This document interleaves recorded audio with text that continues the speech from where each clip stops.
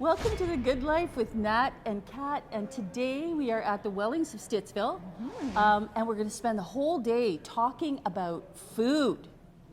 We love this. It's one of our favorite topics to talk about together. We share recipes and all of that. Yes. But you know, it's a unique experience, right? When you think about how do you serve food to all these people and how does that even work and what's the importance of it?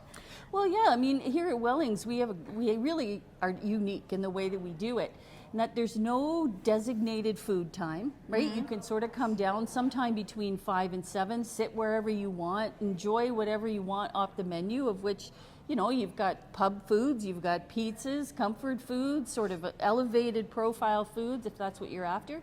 And the focus really is on being social and visiting with people. Well, we talk about the importance of sharing food with other human beings. You know, as a family, when you were growing up, I bet there was a table in your home that everybody sat around at some point, or maybe most 100%. of you sat around. Oh yeah, like on Sundays we would always eat together. Right. And generally my grandparents would be over for supper, or we would be over there, and we'd either have Golden Palace or Mom would be cooking all day. Yeah. But yeah, I mean, I think it's a great way to.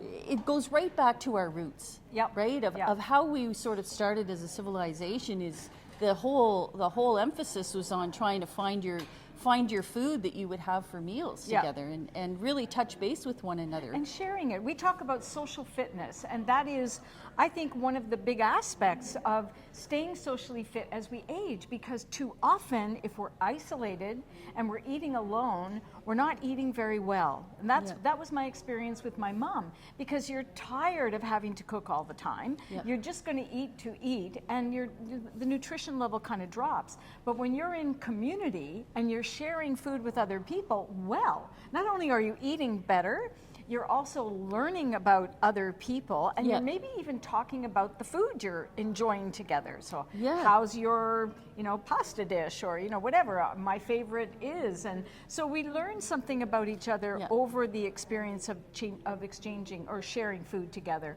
And, the conversation that you would have had around your table at home growing up, same as me, would have been, so what'd you get up to? What's your week been like? How was your day?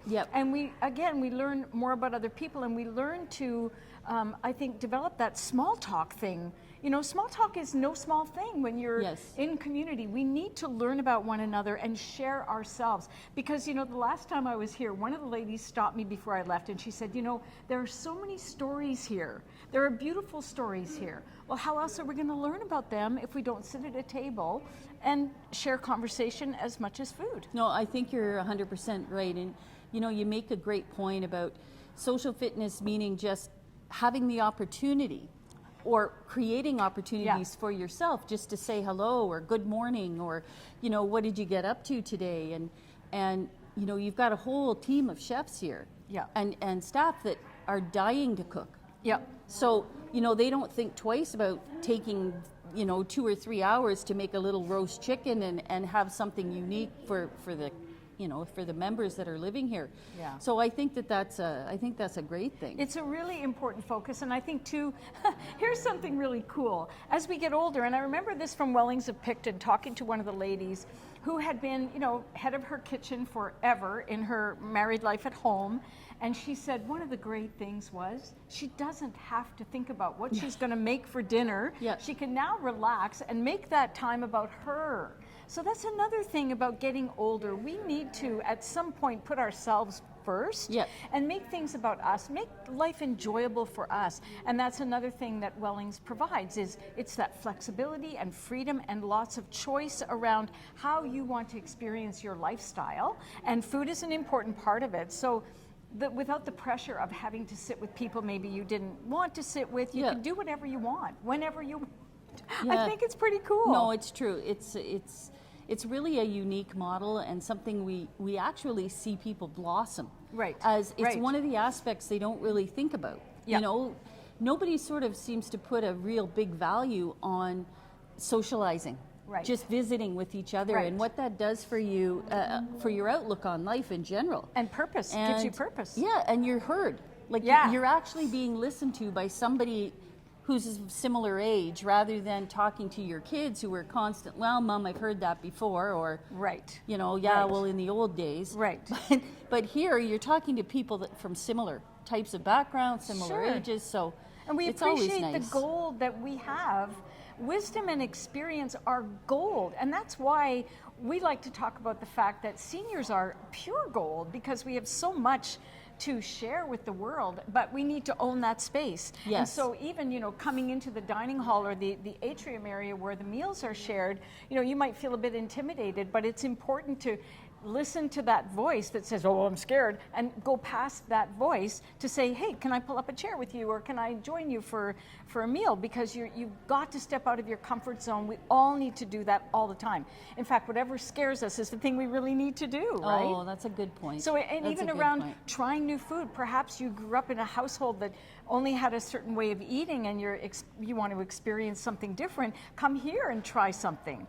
Well, you know, one of the beautiful things that I thought happened last week when we were here and you were doing your connection and community, and Jean Shirelli stood up and said, just say yes to everything.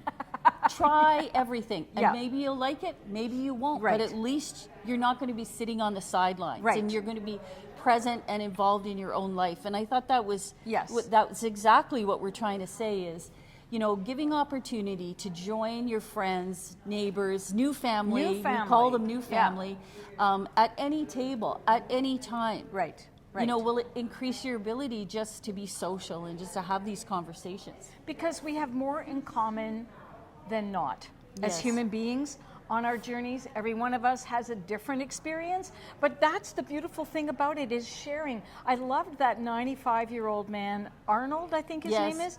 Arnold is an active 95-year-old person who just, he's like, people, come on, let's dance. Come on, people, let's go to the gym. Let's experience life to the fullest. And that at mealtime can be a really great way to make contact with other people that you can then share other experiences with. So it's a touch point, I think, in our day that we need to make important, put importance on. So I would say this, reach out, ask someone to come and sit with you that maybe you haven't sat with before. Yep. Or invite a neighbor over and just visit. Yep. Have a good time with it. I think making a plan is a really good idea. Planning to have lunch with somebody maybe Yeah. you don't know, or somebody you want to have tea with them. Just stepping outside of your comfort zone to try different things. You know, my husband, when I first met him, didn't like cauliflower, didn't like turnip, and now I hide it in food. He doesn't even know, and he kind of enjoys it. So life is always changing. We're always learning and growing, and I think that's the point. Well, thank you, you little trickster. You have to be. We'll see you next time. Bye for now. Take care.